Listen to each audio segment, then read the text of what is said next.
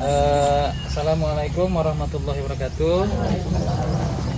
Selamat pagi dan salam sejahtera buat kita semua. Terima kasih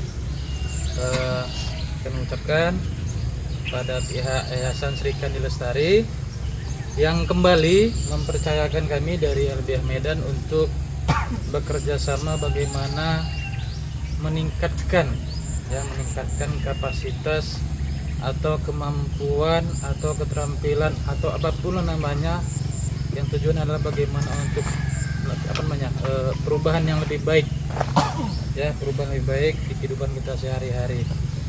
Nah, jadi Sri Kandi Lestari itu mengundang kami untuk memberikan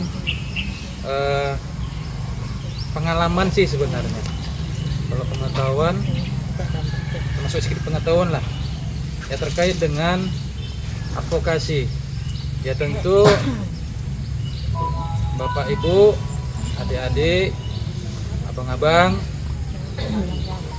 pasti banyak yang tak tahu apa sih itu advokasi, kan begitu kan. Dan kemudian apa sih hubungannya dengan kehidupan sehari-hari kita yang kita tinggal di desa gitu kan. Apa sih advokasi dan apa hubungannya?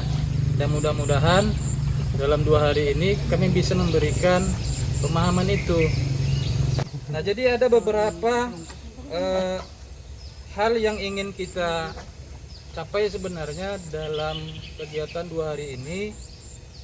Yang pertama itu bagaimana agar kita di sini dapat memahami apa itu strategi dan teknik advokasi.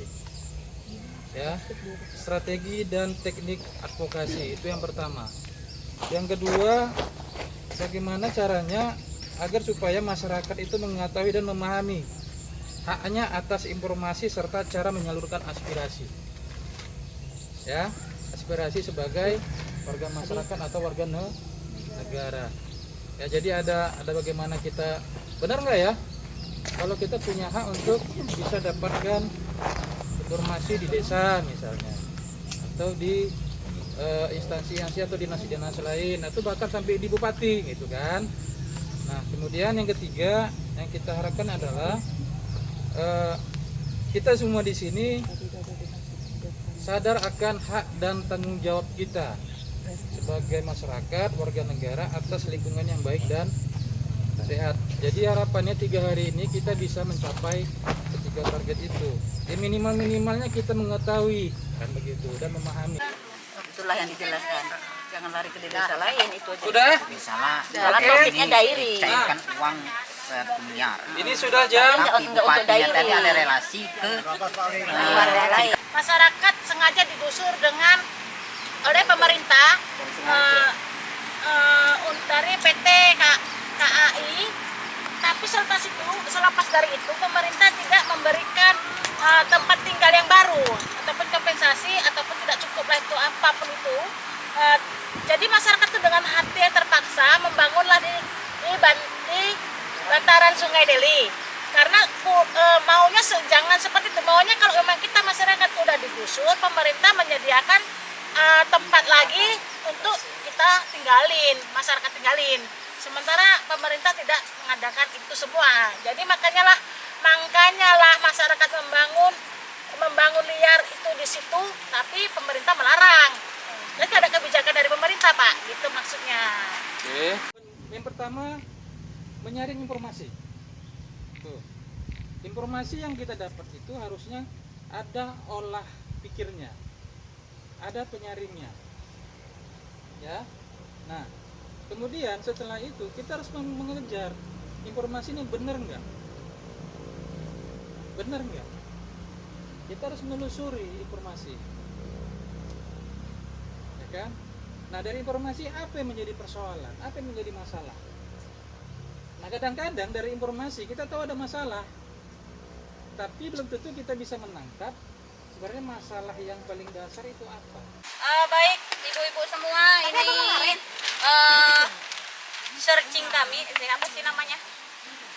Pencarian kami di Google tadi Pak, sebenarnya di sini pun udah dituangkan oleh penulis bahwa perlindungan anak itu terkait Undang-Undang Perlindungan Anak itu tercantum di dalam Undang-Undang Nomor 35 Tahun 2014. Yang undang-undang ini sebenarnya adalah pembaharuan dari Undang-Undang Nomor 23 Tahun 2022. Jadi nomor 2002. Jadi Undang-Undang Nomor 35 ini pembaharuan dari Undang-Undang 2002 tentang perlindungan anak. Jadi di situ yang menyangkut tentang koran yang kami ulas tadi, di situ hak yang dilanggar oleh hak anak yang dilanggar adalah pasal 5 ayat 12. Bisa menyimpan informasi itu sendiri. Kita berhak gitu. Makanya kalau kita lihat di Google pasti akan ada di download. Bisa di-download gitu informasi-informasi ini sedemikian. Karena kita nggak cuma tahu harusnya, tapi kita bisa memiliki informasi itu sampai kapanpun gitu. Bahkan yang menariknya lagi adalah terkait transparansi ini, kita juga memiliki hak, untuk memperoleh informasi ini dari pusat sampai ke daerah. Bahkan dokumen-dokumen daripada pemerintahan kita ini mau bekerja sama dengan siapa, membuat perjanjian dengan siapa, kita bisa akses gitu. Dan kita punya hak untuk bisa mendapatkan itu. Jadi sampai ke dokumen-dokumen perjanjian pun sebenarnya kita sebagai masyarakat telah dilindungi hak kita gitu ya di Undang-Undang Nomor 14 Tahun 2008 ini. Perlindungan anak kondisi ideal. 1. Setiap anak berhak mendapatkan kasih sayang. 2. Bebas bermain. 3. Mendapatkan perlindungan secara fisik dan psikologis. 4. Dijamin keselamatan. Fakta yang terjadi, anak dan orang tua menjadi takut dan paranoid. 2. Anak tidak bebas bermain. 3. Keamanan anak terancam. Masalah. Maknanya berita tentang penculikan anak, fakta atau hoak, kita pun belum tahu kan gitu. Nah, ya. Dan kedua, lemahnya perhatian pemerintah terhadap perlindungan anak. Kalau turunan masalahnya itu terjadinya ketakutan, antara anak juga takut, orang tua juga takut, itu tadi paranoid ya. Terus mudah percaya terhadap ini tadi, terhadap sosmed tadi. Jadi kita itu terpengaruh oleh internet, terpengaruh oleh sosmed, jadi mudah percaya sehingga kita terjadi ketakutan tadi kan. Terus anak-anak itu mudah untuk diculik, jadi diiming-imingi atau diapa. Jadi masalahnya kayak gitu karena anak-anak itu mudah kan untuk diculik. Kemudian kurangnya pengawasan karena kita kan terkadang percaya aja gitu kan. Jadi nggak semua yang orang harus mengawasi anak orang lain gitu. Kemudian tidak percaya kepada orang asing gitu. Jadi masalahnya itu kita jadi nggak percaya nih siapa nih yang masuk ke kampung kita nih siapa nih gitu. Jadi curigaan. Itu aja mungkin. Oke, ada penambahan lagi? Ada sedikit aja. Sadar ya kan? Sadar bahwa kesalahan. Tadi kami cepet-cepet tapi diburu-buru cepat. Jadi ini anak-anak terancam mudah untuk diculik ini diakibatkan oleh lemahnya perhatian dari pemerintah terhadap perlindungan anak itu sendiri. Dan juga tadi seharusnya ada juga masalahnya karena semakin canggihnya kita dalam berinternet gitu kan, sosial media, jadi banyak anak-anak gitu kan ada yang ngajak ketemuan gitu di Facebook, Instagram atau Twitter gitu kan, rupanya pas jumpaan diculik. Nah itu kan salah satu dari ini lemahnya perhatian pemerintah terhadap perlindungan anak.